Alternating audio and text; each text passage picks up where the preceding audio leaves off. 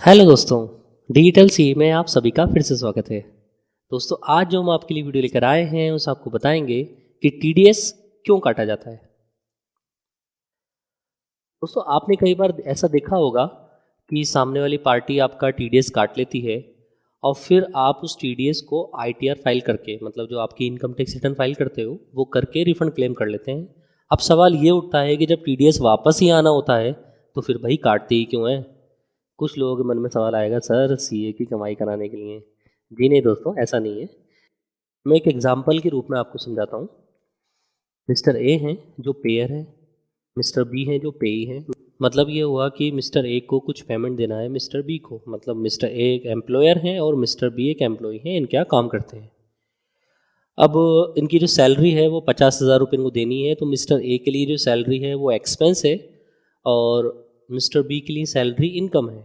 Net payment इन्होंने किया 50,000, कोई इन्होंने टीडीएस नहीं काटा। ऐसे केस में क्या होगा दोस्तों, गवर्नमेंट को कोई बात मालूम ही नहीं चल रही। मतलब गवर्नमेंट को ये पता ही नहीं चला कि इन्होंने जो सैलरी का खर्चा किया है वो किसके नाम पर किया है, मतलब किसको दी है सैलरी। मतलब ये आइडेंटिफाई नहीं हो पाई चीज़। ठीक है। तो ऐसे केस से बचने के लिए गवर्नमेंट ने क्या किया कि भाई साहब, जब भी आप मिस्टर ए पेमेंट करो अपने एम्प्लॉय को, तो क्या करना, सैलरी जैसे कि 50,000 है तो आप टीडीएस काट लेना 5,000 रुपये, और उनको जो नेट पेमेंट करोगे आप 45,000 करना। तो ऐसे केस में जो सैलरी का जो खर्चा है मिस्टर ए के लिए वो 50,000 माना जाएगा। टीडीएस वो 5,000 काट के 45,000 मिस्टर बी को पे कर देंगे और 5,000 रुपये गवर्नमेंट को जमा करा देंगे। वो जमा कैसे कराएंगे, गवर्नमेंट को मालूम कैसे चलेगा, टीडीएस रिटर्न फाइल करेंगे मिस्टर ए। ठीक है, 5,000 की हिसाब मैंने मिस्टर बी के नाम पर 5,000 रुपये टीडीएस काटा है, वो 5,000 जो काटा है वो 50,000 की सैलरी पे काटा है, ये मेरा खर्चा आप अलाउ कर दो। मिस्टर बी गवर्नमेंट को बोलेंगे आईटीआर फाइल करके कि साहब मेरी इनकम इतनी इतनी थी और मेरा टीडीएस इतना काटा था मिस्टर ए ने और वो आपके पास जमा करा रखा है। तो जो आप 26 AS देखते हैं या AIs देखते हैं तो उसमें शो होता है वो चीज़ बकायदा।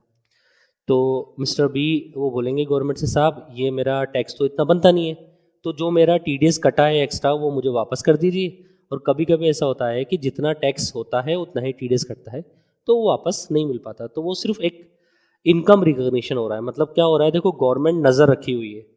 गवर्नमेंट मिस्टर ए को बाउंड कर रही है कि साहब आप जब भी पेमेंट करो मिस्टर बी को, ये सिर्फ सैलरी के लिए नहीं होता, और भी बहुत सारे खर्चे होते हैं। मैं आगे आपको बताऊंगा आगे की स्लाइड में कि बहुत सारे एक्सपेंस ऐसे होते हैं जिन पर टीडीएस काटा जाता है। तो हम वापस इसी एग्जांपल पे आते हैं। आपने अगर पेमेंट कर दिया बिना टीडीएस काटे तो हम आपका एक्सपेंस ही अलाउ नहीं करेंगे। इसी तरह मिस्टर बी के पास जो इनकम आ रही है वो अपनी इनकम दिखाना ही नहीं चाहता। मतलब जो मिस्टर बी है ना वो अपनी इनकम शो ही नहीं करना चाहता गवर्नमेंट के पास। तो देखो चेन कैसे घुमाई गवर्नमेंट ने बोला मिस्टर ए को ही, यानी कि जहाँ से इनकम का सोर्स है वहीं पर टैक्स का डिडक्शन हो जाए। टीडीएस का मतलब ही ये होता है, टैक्स डिडक्टेड एट सोर्स। मतलब जहाँ इनकम का सोर्स है ना वहीं पर उसका डिडक्शन हो जाना चाहिए टैक्स का, उसे ही हम टीडीएस बोलते हैं।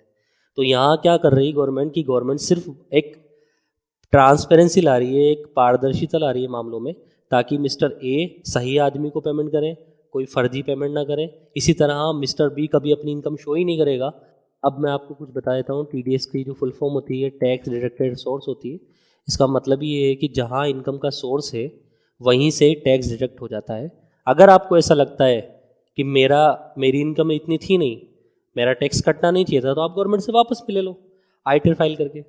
और आपको ऐसा लगता है नहीं साहब मेरा तो टैक्स भी बन रहा था उल्टा इसके अलावा, तो गवर्नमेंट को और पे करना पड़ता है। Payer is liable to deduct TDS. देखो टीडीएस कौन काटता है, हमेशा जो एक्सपेंस पे कर रहा होता है, मतलब जो भी आपको पेमेंट दे रहा होता है ना वो हमेशा टीडीएस काटेगा। तो आपने सुना होगा सामने वाले आपका जो एम्प्लॉयर उसने टीडीएस काट लिया, आपका जो व्यापारी उसने टीडीएस काट लिया, या जो भी आपको कमीशन दे रहा था उसने टीडीएस काट लिया। तो ऐसा होता है कि जो आपको पेमेंट दे रहा होता है वही टीडीएस काटता है। Expense will be disallowed if no TDS was deducted. मतलब मिस्टर ए का भी मैंने एग्जांपल दिया था आपको, तो उसमें बताया था कि अगर वो अपना कोई भी खर्चा दिखाएगा तो उसका अगर उसने टीडीएस नहीं काटा होगा तो वो एक्सपेंस ही डिसअलाउ हो जाएगा, मतलब वो खर्चा माना नहीं जाएगा। तो उसकी भी मजबूरी बना दी। ठीक है। Applicable only for expenses notified. मतलब ऐसा नहीं है कि सारे एक्सपेंस में है, कुछ एक्सपेंस नोटिफाइड है, सेक्शन 192 से लेकर 194S तक हैं, और कुछ 206 के भी हैं, तो वो अलग मैटर है। 194 एक नया भी आया, आपने सुना भी होगा कि जब बैंक से आप पैसा विड्रॉ करते हो, कैश विड्रॉ करते हो, तो बैंक वाले भी TDS काट लेते हैं आपका। ITR must be filed for claiming TDS, यानी कि जब भी आपको TDS क्लेम करना है तो आपको ITR फाइल करनी पड़ेगी और रिफंड आपको तभी मिलेगा। मैं यहाँ कुछ एक चार्ट बताया था आपको, छोटा चार्ट है ये, मतलब ये पूरा नहीं है। यहाँ मैंने कुछ एक्सपेंस के नाम दिखाए आपको कि जैसे सैलरी है सेक्शन 192 में अगर 2.5 लाख की लिमिट होती है तो स्लैब रेट इस हिसाब से पेमेंट कटता है TDS। इसी तरह जो कॉमन जो चीज़ें हमारा जो सबसे ज़्यादा काम में आता है 194C। 194C में आप देखिए कि पेमेंट टू कॉन्ट्रैक्टर, जब भी कोई कॉन्ट्रैक्ट वाला काम होता है, जॉब वर्क वाला काम होता है, तो 1% TDS आप लोगों का कट जाता है। कंपनी वगैरह के केस में 2% कट जाता है, तो 30,000 से ऊपर पेमेंट होता है तो ही कटता है। तो इसी तरह ये TDS काटा जाता है अलग अलग सेक्शन में, अलग अलग तरह। आप अगर कौन बने करोड़पति में अगर 1 करोड़ जीत जाता है कोई, तो आप ये मत सोचिए उसकी जेब में 1 करोड़ रुपये आते हैं।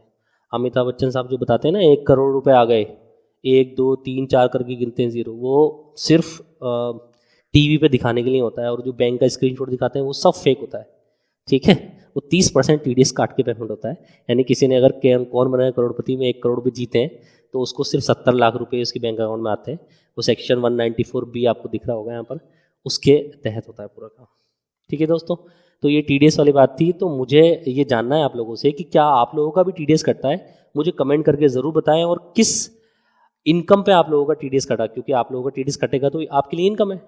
इसी तरह आप लोगों का TDS कोई कटा हो तो मुझे ज़रूर बताएं कमेंट करके, सर हमारा यहाँ TDS कटता है, तो मैं आप लोगों को बताऊंगा कि उसको कैसे आप आसानी से रिफंड करा सकते हो।